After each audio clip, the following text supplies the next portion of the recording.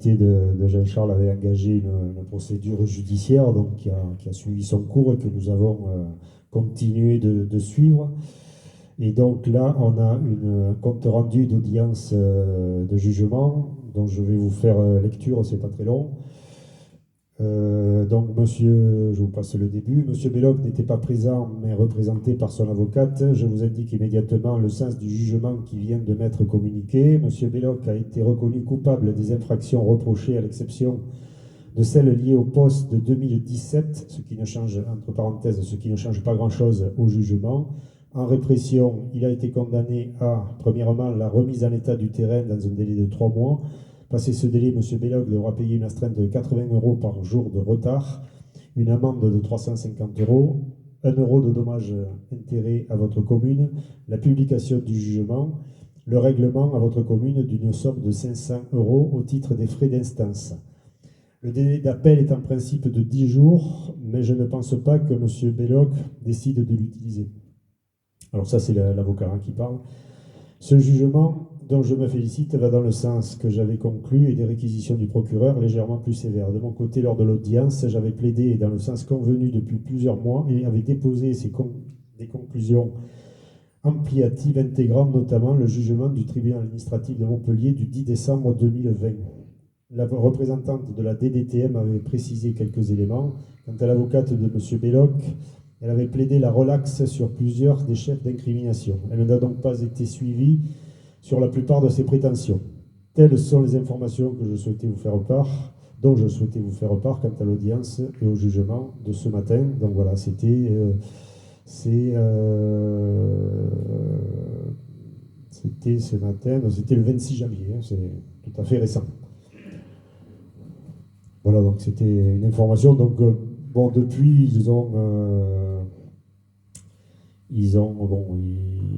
les caravanes sont partis, je ne sais pas où ils sont allés, je ne sais pas s'ils vont revenir. Patrick, on avait engagé une procédure avec Enedis pour couper l'électricité, donc je ne sais pas où ça en est.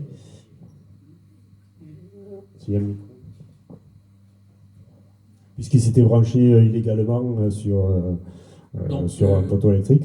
On s'est renseigné auprès d'Enedis pour savoir la légitimité du tableau qu'ils avaient au niveau de leur branchement.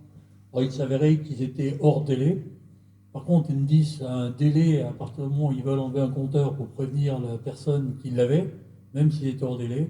Et logiquement, à la fin de ce mois-ci, ils sont dans le délai pour pouvoir l'enlever. Voilà.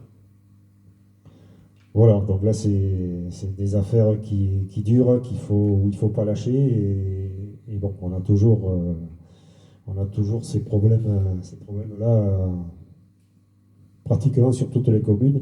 Alors, à titre d'info aussi, il y a deux containers qui ont été installés là, au niveau comment on appelle, la Croix de Saint-Georges.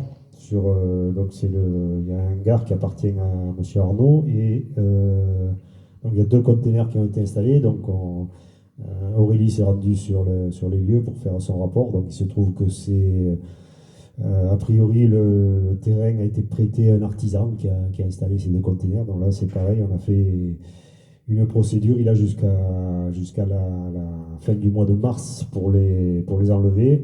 Et si c'est pas fait, ben on continuera la procédure, notamment avec monsieur Clavel de la DTM qui instruit ces dossiers et qui peut nous aider pour. Voilà, c'est des dossiers où il ne faut pas lâcher, il faut sans fois revenir remettre le métier sur l'ouvrage et pas lâcher. Donc il y a une autre caravane qui se trouve vers les Fontenelles. Non, elle ne se voit pas bien quand on est de la route. Mais bon, là aussi, on va pas lâcher pour que ça prend souvent des mois, de longs mois, mais on doit arriver à les faire partir. Donc je ne sais pas s'il y a des questions sur ces problèmes-là qui se posent encore une fois à toutes les communes. Hier, on avait une réunion à l'initiative du maire de Rémi Bouyala, le maire de Lézignan-la-Sève. Donc ça concernait les polices municipales. Il y avait Tourbe, il y avait Adissan, Saint-Pont-de-Mauchien, donc nous. Et on s'aperçoit que bon, les problèmes sont les mêmes dans toutes les communes, pour ce qui est des déchets partout, des ordures partout, des caravanes, la cabanisation, etc. Donc ce sont des problèmes qui vraiment se posent à toutes les communes et où on va essayer aussi d'agir en commun pour essayer d'avoir un peu plus de force sur ces sujets-là. Ouais.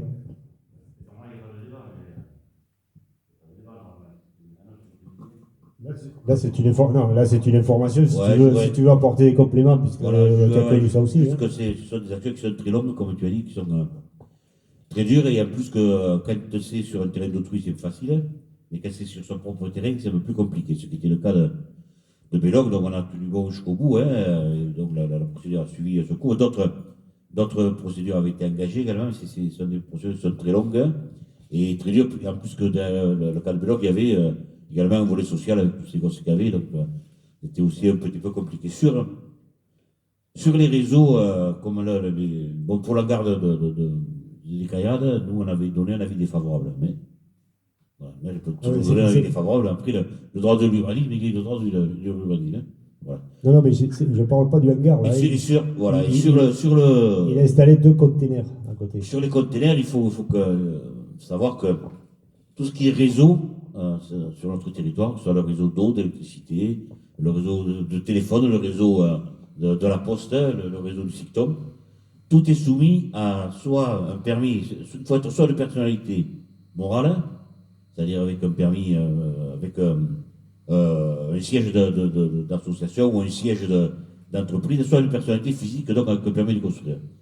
À partir de là, ben, c'est la méconnaissance de la part de celles et ceux qui bossent dans diverses entreprises qui fait qu'on en arrive à cette situation-là. Enfin, pour vous écrire un peu, si j'avais été le facteur quand Belloc avait mis sa caravane, j'aurais jamais distribué une lettre. Hein. Et je serais allé voir le maire, bon, en l'occurrence, j'aurais vite fait. Et j'aurais dit, il faut enlever. C'est parce que ça, après, c'est le pouvoir de police du maire de faire enlever aussi tout ce qui ne va pas. Mais c'est plus facile de le dire que de le faire. Voilà. Et nos garrigues, c'est vrai que si vous vous promenez, vous verrez qu'il ne manque pas de déchets. Il y a des petits déchets, mais il y en a également des gros. Et quelquefois, quand on s'enfonce un peu dans les bois, eh bien, on voit des choses qui n'ont rien à y faire. Voilà, donc c'est un gros travail qu'il soit mené conjointement par l'ensemble des citoyens quoi, sur le respect de la nature. Et on ne va pas épiloguer là-dessus, mais c'est grave quand on laisse des véhicules à demeure dans un champ, on sait que forcément il y a des fuites d'hydrocarbures, il y a tout ça, mais c'est quelque chose de néfaste. Quoi. Après, une caravane, il n'y a pas de fuite d'hydrocarbures, c'est plutôt sur le fait qu'il y a une occupation illégale du terrain et qu'on risque de voir arriver des personnes qui s'y mettraient, même, mais sauf si c'est une ruine, mais bon, c'est quand même une part de la beauté du village qui fout le camp. Quoi. Mais c'est pas des actions faciles à mener. Hein. Non, mais c'est pas facile. Hein. On s'y attache, c'est pareil dans toutes les communes. Mais on fait ce qui. Et pour l'anecdote, Jean Martinez, le maire de Caen, racontait qu'il était intervenu pour une construction illicite. Hein. Ça a traîné. Le gars, il a été condamné à 5 euros d'amende, je sais pas quoi, mais la maison, il y est. Voilà. Et donc, on peut avoir aussi des exemples qui sont pas beaux, quoi, à un moment donné. Non, mais on a. J'ai une petite réponse à donner quand même sur la pose de containers justement sur ces terrains-là. Quand la demande est faite sur le site comme ou sur le site comme qui s'en occupe, ça peut être aussi un choix que de mettre des containers pour récupérer, même si c'est à fond perdu, des déchets, plutôt que de se retrouver avec un tas d'immondices qui vont se retrouver à l'extérieur. Donc, pour lutter justement contre les décharges sauvages, alors là je ne parle pas des gros trucs qu'on va voir justement dans les chemins ou autres, là je parle d'ordures ménagères avec plastique et autres. Le choix est fait par le secteur justement de mettre à disposition des containers pour éviter une pollution plus importante. Il suffit de les appeler et c'est vrai qu'ils ne vérifient pas forcément si il y en a besoin, il n'y en a pas besoin et le pourquoi du comment. J'ai eu cette information en leur demandant directement.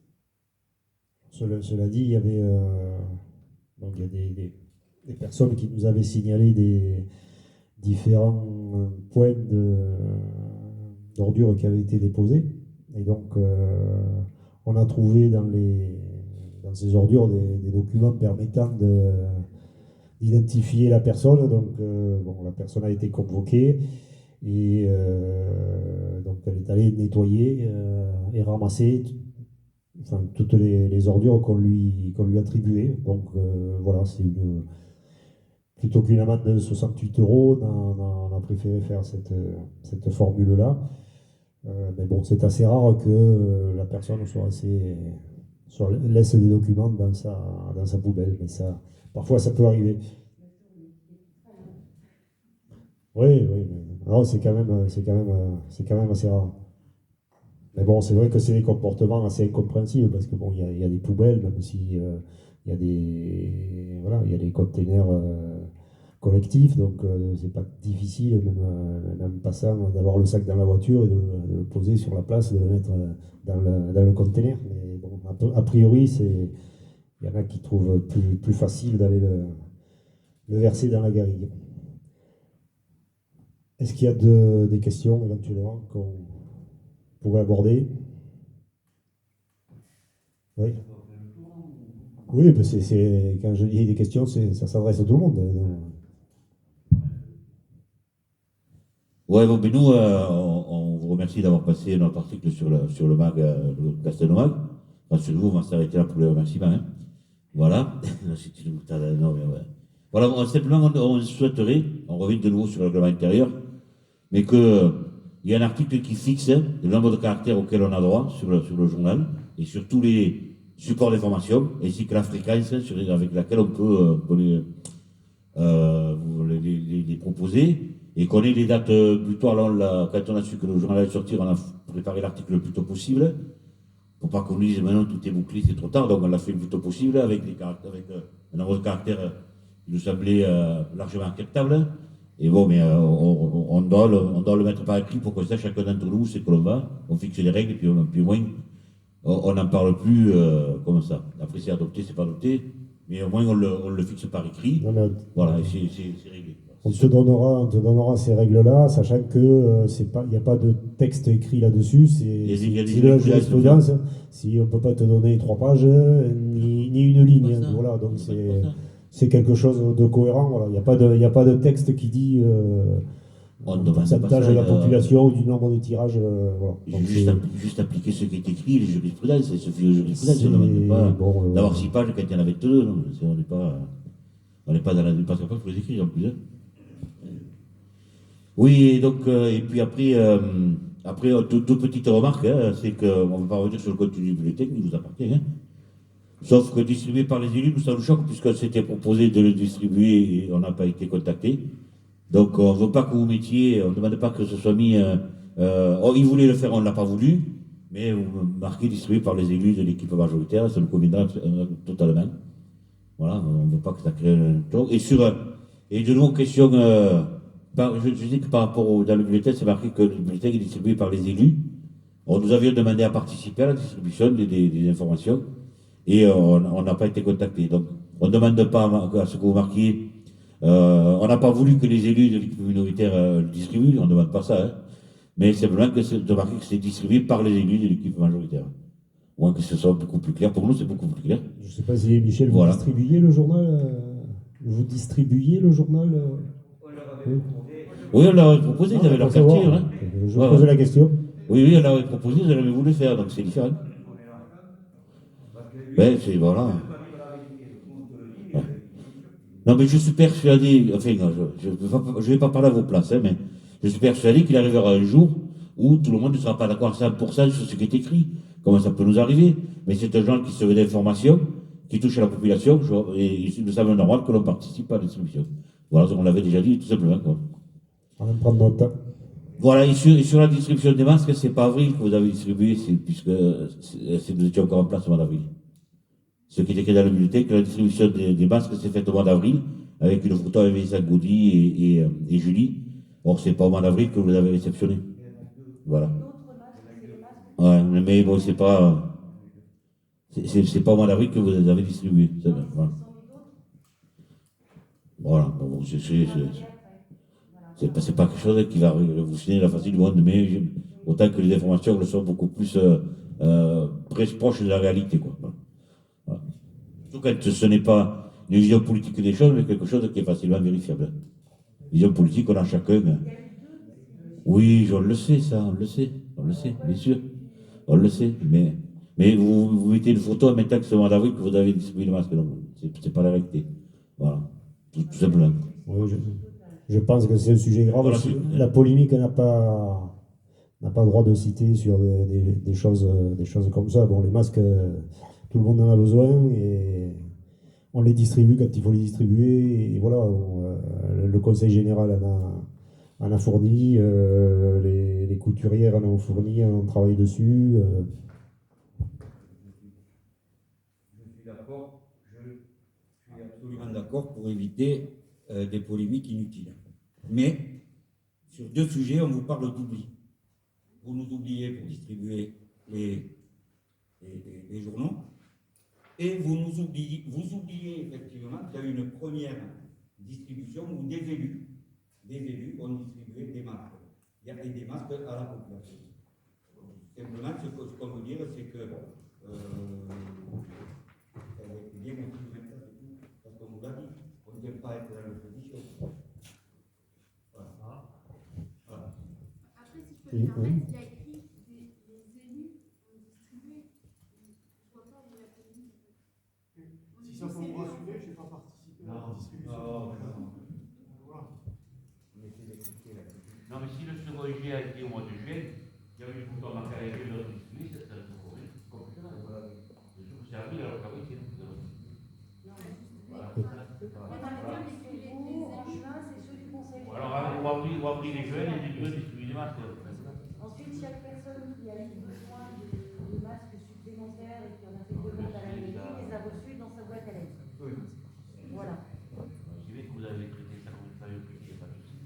Sur la formation. Non, mais c'est du chipotage. Si ton métier de facteur te manque, on te fera distribuer les prochains magazines.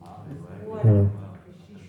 Voilà. Bah, Prenez. je vais mieux si tu veux, mais tu marches trop vite pour moi. Bon, mais sur ces belles paroles, on va terminer le conseil, toujours sans verre de l'amitié, puisque on peut pas le faire. Et 7h10.